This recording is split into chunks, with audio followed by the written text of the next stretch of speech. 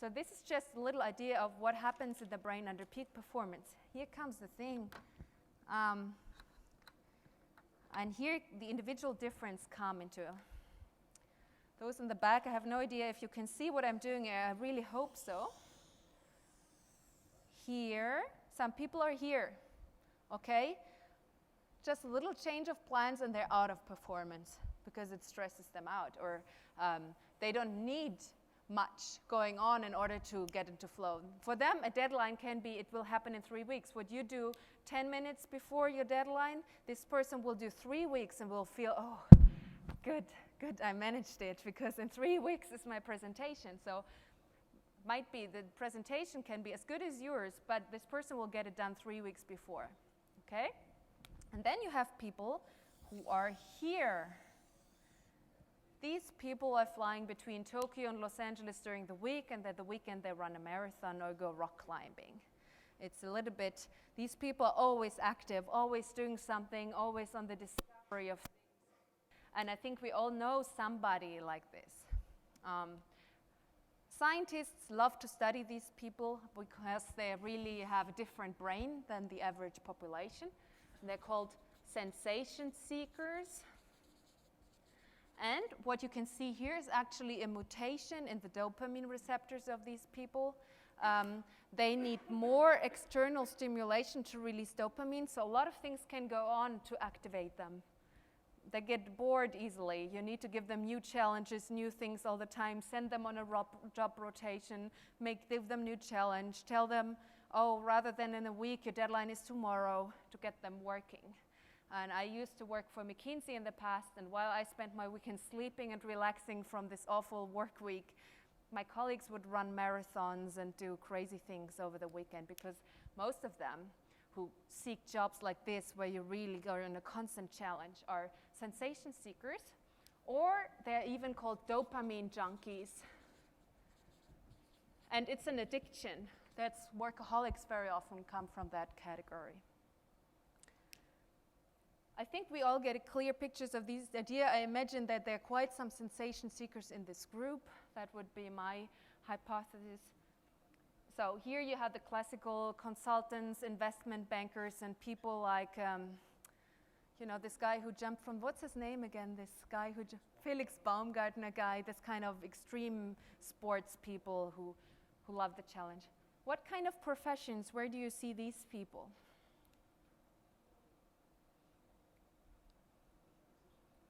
Sorry? Doing processes, okay. So having really track of, maybe in a change process, being the head of the PMO who really has control over who does what and really tracks things.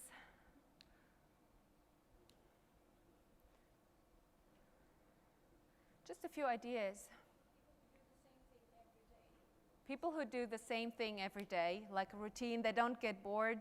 My mother, she's a doctor. She will go to the same of an eye doctor. It's very limited. You know, in the end, you only look people in the eyes and they always have the same problems. She loves her job, done it for many years, and doesn't get bored. And she's not like she's saying, oh, I've done this. Let's do it different on this patient today. Let's make a little experiment. No, she will do it the same way, and she even enjoys it. Good for her patients, I would say. Here we can find doctors. Here we can find Nobel Prize winners in research. Think of Rizzolatti sitting in this lab with the monkeys every day, and you have no idea how many hours of recording the same stuff. You need 4 years to get data from one monkey. You need to train him for 2 years to do a certain task before. It's very, you really have to have sustainable interest in the topic. Think of best-selling authors. These people would have loved to publish a book. Their name on a book, they go to holiday and they write 2 pages, and then they have it in their drawer and always think next holiday I pick it up and finish it. Somehow never happens because they learn stand-up paddling instead or something. So, you know, these people are always doing new things. They don't always stick through with longer tasks. These people get it done. They can write 5 years on a novel and rewrite it until it's perfect. Important, I think, very often, and your group has been very nice. Sometimes when I ask people about professions, they give me cleaning lady, nurses, kindergarten teachers, and they give it with a little like, we are here, we are the high performer, and this is for people who do boring, low-level tasks. That's not true. The intelligence level here does not differ. Research shows us that there are equally intelligent people. It's a normal distribution, and in all of these groups, you have the same level of intelligence. It's just that the environment people need to perform and the kind of task they excel at are different. And when you talk about diverse teams and working in teams, and maybe you have different tasks, or in a process you have different stages where you need different people, you should know about this and know that while this person in a certain situation is already in threat because stressed out, this person is still bored and not at their full performance. So some people you need to pressure them and challenge them so they get something done. And other people you need to take the pressure out, and then they will perform at their best.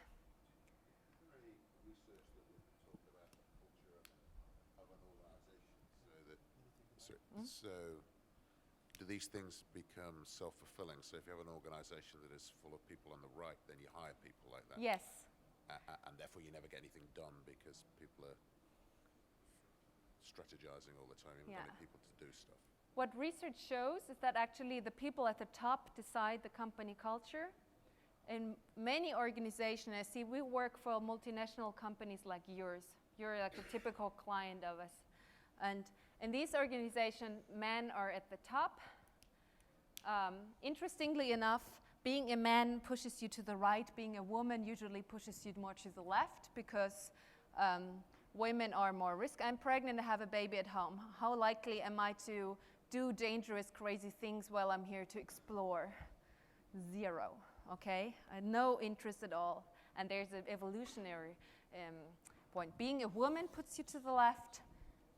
Going with age, we're also going to the left. And very often, people here to the right, they have a very active testosterone system and dopamine system. When these two substances come together, then you get a sensation seeker, okay? Very often, there are also women who fall in this category, and it's totally healthy. High-performing women, there's nothing wrong with them. But not so many women come into that category. Very often, women in your position are the ones that thrive under challenge, and they can persist under these situations, and they know how to do it. And the average population would never be competitive enough and be even willing to become a partner at EY because they say, why all this hassle, too much working? I'd rather open up my own little, I don't know what's it called, little accounting studio somewhere. I take in my little clients and I go home at 5. Okay, that's perfectly fine and might make a person here very happy. They just don't see the point of going through all this. It's a lot of hard work to get to where you are. So once people are at the top, they design the climate for the people around them based on their own needs because they think, I thrive well under pressure. Let's put my team in a good situation. It's not a bad intention behind it, but you create a climate that's good for the people around you. And very often the CEO, the board are people like this, and they will create a company culture that is good for these people and not so good for those. So very often we also see that there's a little bit, when I worked in consulting, I know there was a lot of, I know this one partner lady, she was like, oh, I have this one person in my team. He sleeps under the desk, he needs breaks. We can't have a person like this on the team. Why not? You know, let him take his breaks as long as he gets his job done. If the others don't need a break, let them not have a break. There's a need to have a little bit more flexibility and not judge people so quickly because they have different working modalities. And I have a colleague who's like this, working like this, like crazy all the time and flying constantly around. We work, I would say 90% of the time together. It works because I send him my stuff 3 weeks before and I say, here's our presentation. That's what I plan to do, okay? And then the night before, he takes it, he totally changes this, he puts some magic stuff in it. I wake up the next morning relaxed. He doesn't push me to do anything the night before because I like to sleep. And then I wake up and I have a wonderful little surprise, but I know I can trust him that it will be in line with what I did before. So he's happy he can do his last minute stuff. I'm happy I am prepared 3 weeks before. Both perfectly working well together, and it's not that he's the high performer and I'm the low performer in our group. We're working very well together. and his creativity in the last minute is something that really adds to what I prepared before. So you need to find ways to communicate. And when we work with that model practically, and there's something you can do with your teams, first of all, self-insight, self-awareness. If you look at this, you will easily get a grasp of where you might be. It's very intuitive, this model. I think we can all relate to it. So you don't need to be a psychologist and take scientific tests and urine samples to know where you are on the curve. Look at it and you get an idea where people are, and people can rate themselves easily, I think, depending on their needs. And then you can think, what kind of task will put me, first of all, what kind of environment do I need to perform well, but what kind of situations put me in over-arousal, which time of situations put me in under-arousal. And then you can have a talk around this and avoid these situations that are negative for people. And it actually does work to change it around if you're just flexible.